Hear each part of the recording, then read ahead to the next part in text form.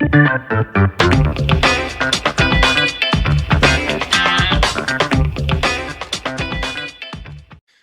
and welcome to another episode of the Real Estate Investing Club. I'm your host, Gabe Peterson, and this is the place investors go to gain actionable advice, learn about current market trends, and hear war stories from other professional investors out there in the field today.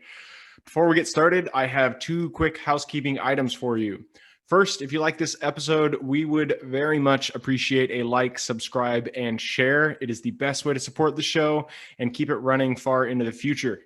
Second, if you're a new investor looking to get started in real estate or an experienced investor looking to take your investing to the next level, I've created an ebook just for you that will cover how to find deals that are actually deals, how to finance those deals with little to no money down, and how to exit those deals for maximum value. On top of that, I throw in an insane amount of free bonuses that you'll have access to once you buy the ebook. All I charge is our admin costs to keep this show running. So if you're serious about real estate investing and want to create both active and passive income as an investor, head on over to the website at therealestateinvestingclub.com and click on the button that says get the ebook in the upper right-hand corner to grab yourself a copy. With that said, let's dive right in. Today we have a very special guest with us, ready to drop some investor knowledge on you. So buckle up, grab your pen and paper, and enjoy the ride. All right, we are back with another episode of the Real Estate Investing Club. Today with us, we have Adam Carswell.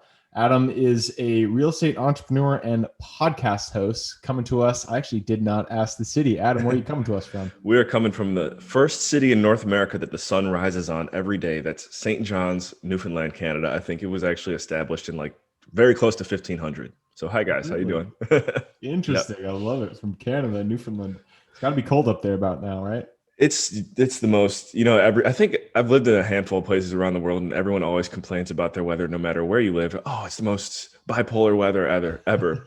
But I do have to say, so I'm originally from Cleveland, Ohio too. This actually is the most bipolar weather you will see anywhere in the world that I've lived. That's crazy. Yeah, we can get into that more, but we always start with stories here at the Real Estate Investing Club. So why don't you take us back to the beginning? How did you get started in real estate?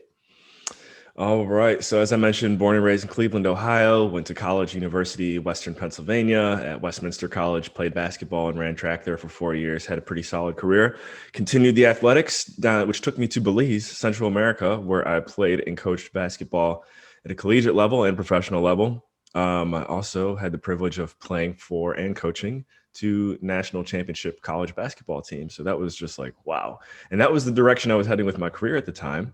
But then I realized, you know what, basketball helped me see the world and it taught me that I love leadership, but I'm not actually I'm not bleeding basketball 24/7 like a lot of these guys who are NCAA coaches. And I realized that wasn't going to be a good fit. So I moved back to the US, to Washington, D.C., where I had a connection who was a recruiter for Sherwin-Williams, the paint company. And I managed stores. Paint, by the way, I love it.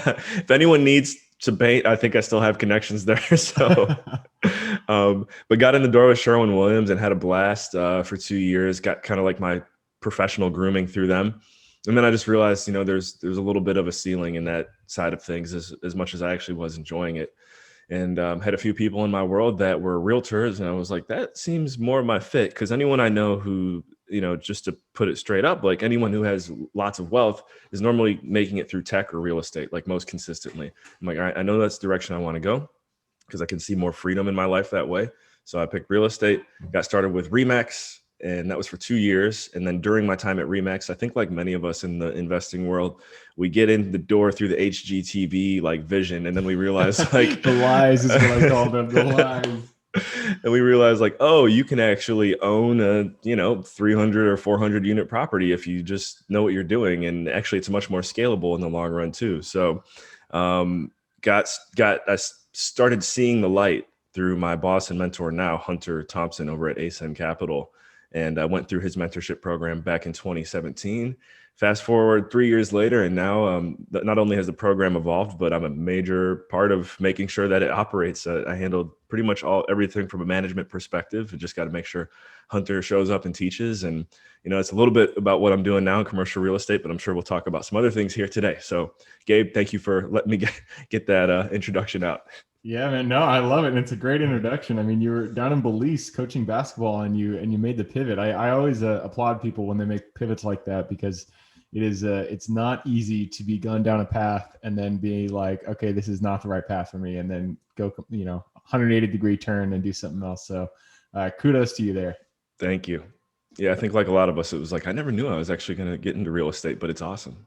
That's where I was. I was in corporate, but it's not my story. We're going down yours. So you're in syndication now, and you kind of specialize in syndication and marketing.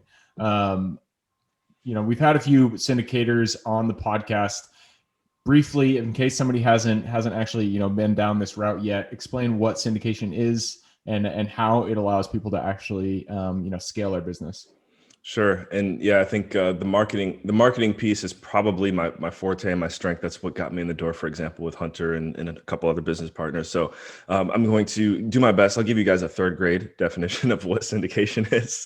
But, it's basically a group of individuals. I'd say not always, but it tends to be people who are in the same network, friends, work together, colleagues, but again, doesn't necessarily have to be, pooling their capital together and then going in on an investment deal where normally you're looking to acquire property and add value to it, make sure it cash flows, scale it anywhere from a 3 to 10 year window. And then within that 3 to 10 year window, make an exit, sell the property back. And then everyone gets, the ideal returns that were underwritten before going into the deal. So it's a really cool way to make money in real estate without having to, do the residential way too. You can't do residential syndications, don't get me wrong, but it's a good way to buy commercial property like apartments, mobile home parks, that type of thing. Yep. That's actually, we're mobile home parks is our game. So that's what we do. Right. Syndication. Yeah. I wish they didn't use that word because it's not, it just sounds bigger than what it actually is. It's just people putting money together and then using that money to buy something bigger than they would otherwise be, have access to. And syndication sounds so complicated. And it can be very complicated. Don't get me wrong, especially when you got, different levels of equity and JV partners, passive partners, all that stuff. But in its essence, it really is just putting people's money together and then buying something big that one person. Still waiting for like Merriam-Webster dictionary to change it from, everyone thinks also radio or like broadcasting when you hear syndication, right? So I don't know when the real estate definition is going to make its way in there. Maybe an Investopedia, but Yep. Yeah. One of these days, real estate's, we're just holding out. So I want to go into marketing because that is your main strength there. And marketing, especially when you're talking about generating off-market leads, it is the most important skill that you can develop on the real estate side. Before we do that, can you tell me just a little bit more about Asm Capital and what you guys are doing over there? Yep. So we've been in business for almost 10 years. Actually, I got to double check. It might 2021, I think, would put us at 10 years, maybe 11. I check with Hunter. He'll probably laugh that I don't know, but close to 10 years, a little under 100 million in assets under management. And we kind of built a name and a reputation for ourselves, funny enough, as you just mentioned, investing in mobile home parks and self-storage. And then I'd say within the past 3 years, we've started to diversify into other asset classes, workforce housing to be one, which has been, that was cool that we did that because I noticed for a while, especially in teaching the course, like we could teach people about multifamily, but we didn't actually have proof that that's what we were doing. Now we have a really cool partnership with a group based out of San Antonio. So I know Hunter's all in on educating on that side of things. And then I just mentioned an alternative asset class to you before the call. We just launched a fund for, it's an ATM fund. I laugh because ATM, what the hell? Yeah. And it's right ATM guys, cash is going to die now, right? Not if you I'm telling you right now, if you take a look at what we're talking about, follow up with me later. I'll send you a webinar that answers all the FAQs. It's one of the most compelling, secret deals you'll find. And I think we've almost got the entire fund filled up. And then the one cool thing that happened last year, we also did our first senior living fund, and that oversubscribed. It was a $2 million raise, oversubscribed in 8 hours. So Hunter is a savage, and I'm just doing my best to make sure everyone knows it. That's why I'm the marketing guy. I love it. So on the syndication side, you guys got 100 million AUM. You're doing mobile homes, storage, multifamily, senior living, and then what was that last one? ATMs. That's a lot. Alternative asset. Yeah. Yeah. I didn't know that you did mobile homes. That's awesome that you guys do that. How many? Well, we don't want to go too deep into that. So, I can drop a name real quick. Ryan Smith of Elevation Capital Group. He's based out of Orlando. We've worked with him very closely on those. So that guy's also just, if you don't know who Ryan Smith, Elevation Capital Group, guys, go look him up. He is also a monster. I feel like I have heard that name before, so that's I'll have to check that out. Okay, so that's a whole bunch of different asset classes. So how do you guys decide which asset class to go with? This is going to definitely be an answer that is more going to be, more in Hunter's wheelhouse. But what I can see is, like most companies always, say and want to be, we prioritize the relationship over everything. So for example, one of the reasons why it took us 6 or 7 years before we did our first multifamily deal was because throughout that process, Hunter was vetting the market, seeing, who is out there that has that proven track record that we know, like, and trust, that we can go and have dinner with for the next 10 years, that type of thing. So I might have forgotten exactly what your question was, but I think it was just how do we decide which direction we want to go? How do we vet our sponsors? And it's a very tedious process. You can learn kind of how we do that through, as I mentioned, the mentorship program. I'll give you a little teaser here. It's about 12 hours of content and materials altogether. The due diligence portion out of 11 modules, remember, it's 12 hours altogether. The due diligence portion is 3 hours of content. So like Hunter has, outside of raising capital, pretty much made a name for himself through our due diligence process. And we love teaching it, and it's very tedious. Actually, there's a free ebook, 111 questions passive investors should be asking. I know I'm doing a lot of plugs now, but if you want me to get it over to you, I could be happy to get it to you guys. Yeah, we'll have to get that after the show. But we want to get a little bit more detailed into what people can actually take away and apply to their own investing out there in the real world. Due diligence really is the most important. I already said it's the most important when I was talking about marketing, but this really is one of the most important skills to master in real estate, because due diligence is where you actually identify whether the assumptions that you made going into the property are accurate. And that is extremely important, because you don't want to have a well that is completely dried up and you didn't realize it was dried up. So let's talk a little bit more about marketing, because that's more your wheelhouse. As I mentioned before, I have a cool marketing / due diligence piece for you here too. I just thought of. I just had to say that before I forget. Well, since we're going that direction, let's hear it. Because before, I'm just kind of want to preface this. People who are listening and watching, marketing is the most important aspect when you're talking about the acquisition side of real estate. It's where everything starts. How you identify the properties, the deals that you're actually taking down, and it includes things like networking. So don't discount networking from your marketing. So take us there, Adam. You are the marketing expert. How do you guys do it? What are some big takeaways that you could give people listening and watching? So it's all about, in any deal, it's all about finding as many interesting angles and stories as to why this property is the chosen one. This is going to sound crazy, but even more than the numbers, because when you take a look at, and I wish I could remember this reference off the top of my head, because he uses a really cool reference in our class, but there's you could go online right now. There's all kinds of deals anywhere ranging from 15 to 28% IRR. Like, they all could be just as good as they sound, but you need to know someone who knows, like, by the way, this property actually used to be owned by a lady who was 90 years old, and she didn't do this, and guess what, all the rents are below half of what market is, and those are little things that you don't put on the front page of your deal. You wait till you get on the phone with investors, and you wait for them to kind of throw rocks at what you're doing. And when you have those one or two aces in your back pocket, it shows them a certain level of sophistication that isn't common in the marketplace. Because I think what an average, I wouldn't even say mistake, but someone might publicize what I just said, like the old lady reference in the documents or something like that. That's something you wait. That's a back pocket ace. So finding as many interesting angles as you can on the deal and holding those aces in the back pocket. That's kind of like even with this ATM fund that I'm talking about, because it's like, what?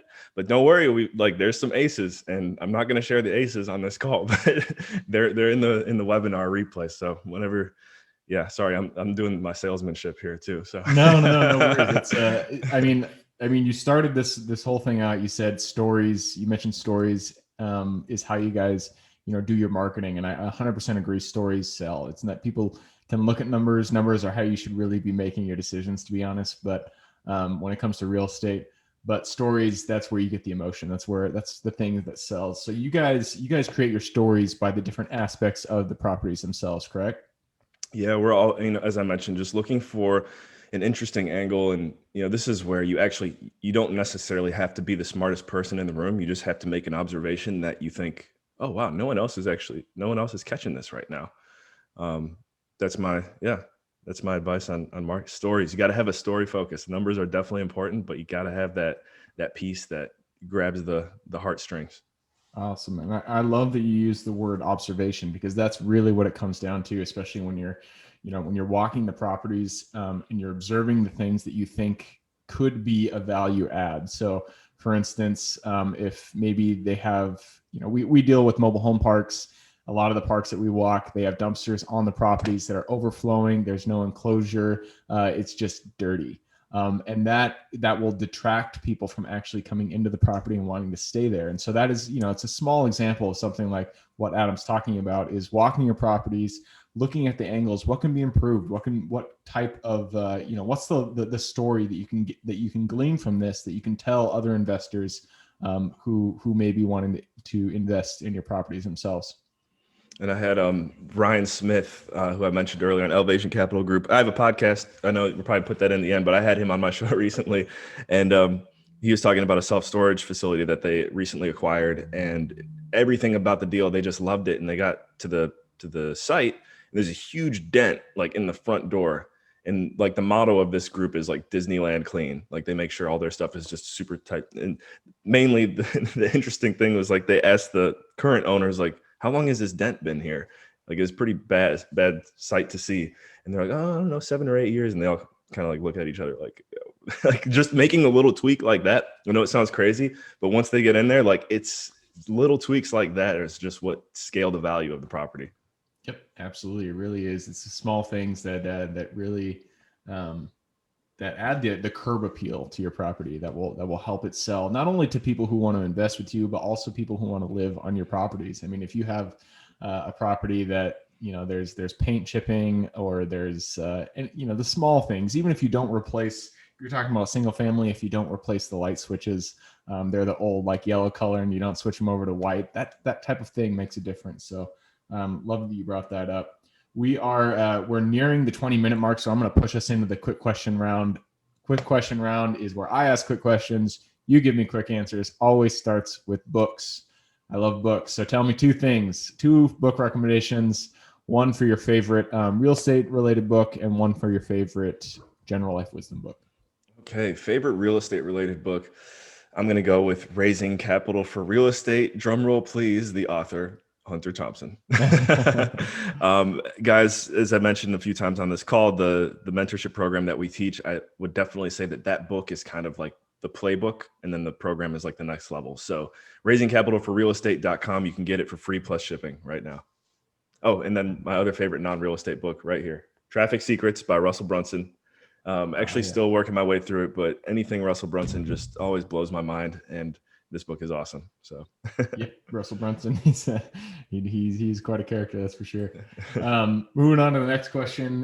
This goes back to your younger self. So if you go back to the Adam who was, back in Belize, teaching basketball, didn't have real estate on the horizon yet, go to him, look him in the eye, give him one piece of advice moving forward.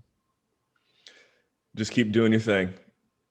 That's what I would say. Don't get discouraged, because I was thinking back, like, I didn't know I was going to get into real estate. But I think this was the perfect way. Just don't give up. I know it sounds kind of simple, but that's what I would say. No, that is a great piece of advice. Just choose a hill and start rolling down it. Don't switch from hill to hill. So great piece of advice. Moving on to the next question. And this is about location. We always, we live in a huge nation here in the US. there are many great places to invest. So what is the area that you guys over there at Asm Capital are most excited about? This is, well, I can't necessarily speak for our entire company, but I know one thing that we've talked about and that I'm keeping an eye on. I think Boise might be like the next Austin. Maybe not quite as big as Austin, but there's a lot of opportunity there. And I just gave a shout out to Russell Brunson. He lives there. So Boise. Boise is great, and it's really pretty too. I mean, it's great not only because of the real estate, but also because of the nature. So, Boise, shout out to Boise. If we've got connections there, guys. Anyone want some Boise connections? Let me know. There you go. And the next question is an opportunity for you to flex. I have a feeling I know what you're going to say here, but if you could put on your Superman cape, what are you absolutely amazing at? What is your strength? Oh, okay. Making friends. Making friends. There you go. I'll keep it simple for you. Learn it back in kindergarten. Can't do your own. I actually have episode 127 of Dream Chasers going out today, and it's called From Kindergarten to Kingdom Come. It's with one of my friends from kindergarten. So there you go. I love it. I love it. And all right, so now we are on to the last question. This is for the listeners. You've given us a lot of pieces of advice, a lot of good wisdom. So if somebody wanted to reach out to you, what's the best way for them to do that? One single best way to do that is go to my website, carswell.io. And I'd ask you to go there because it's got every single way you could contact me on your preference from there. Anyone in social media, you can send me a message. It'll go straight to my email, carswell.io. Perfect. That is carswell.io. I will put that URL in the show notes. So if you guys want to check that out, click a little more in the description. It'll pop down the full description and you can click through and say hi to Adam there. So Adam, again, thank you very much for hopping on the show. It was a pleasure having you here. Great being here, Gabe. You got a great show. Keep it up. And thank you for all the work you put into it. Thank you. And for everybody who's here with us today, thank you guys for showing up. You are the reason that we do this, so we appreciate having you here. Again, the best way to support the show, just to subscribe, like, share this episode with your friends and family. Other than that, hope you guys have an absolutely fantastic week. Keep kicking ass in real estate, and I look forward to seeing you on the next episode. Thank you for joining us for another episode of the Real Estate Investing Club. I hope you guys enjoyed the episode as much as I enjoyed putting it on, and we're able to pull some actionable advice that you can apply in your own investing today in the field. Before you go, we have a gift for you. If you're a new investor looking to get started or an established investor looking to take your investing to the next level, I've created an ebook just for you, available on our website. This ebook will cover how I was able to create both active and passive income in real estate with very little money to start with. In it, I will address the 3 most often cited obstacles new and veteran investors run into by showing you how to find deals that are actually deals, how to finance a deal with little to no money down, and how to exit those deals for maximum value. And if you get the ebook today, I am throwing in a bundle of bonuses, 7 of them to be exact. The first one will be the off-market lead generation blueprint, which will take you through the exact systems and processes we use to generate off-market leads like clockwork, which is the most important skill when it comes to creating wealth in real estate. The second bonus is the A to Z REI systems and vendors guide, which will allow you to peek under the hood of our business and see the exact tools, systems, and even the vendors we use to see the success that we do. And the third bonus is the top 100 best performing keywords pack, which will give you the exact keywords we use to target motivated sellers online using PPC ads. The fourth bonus is our contracts bundle for wholesaling and renting real estate, which will give you access to all the contracts we use in the field to execute all different types of transactions. After that is the Investors Quick Analysis Calculator and Offer Tool, which will allow you to quickly calculate whether a deal is an actual deal and will allow you to create an offer automatically from those calculations. This is a lot of bonuses that I said. I'm just going to keep going down the list. Number 6 is the Investors Daily Success Tracker, which is a tracker you can use to ensure you are taking the right actions day in and day out to reach your financial goals in real estate. And the last bonus is the Wholesalers Template for Quick Assignment Cash, which will give you the templates we use to present our wholesale deals professionally and efficiently to our buyers. Whew, that is a bundle. So It's a mouthful. You get all of those bonuses for free when you download the ebook. All we charge is the admin cost to run the show. So if you're interested in the ebook and the bonus bundle, head on over to the website at therealestateinvestingclub.com. Click on Get the ebook bundle at the top of the page to take advantage of that deal.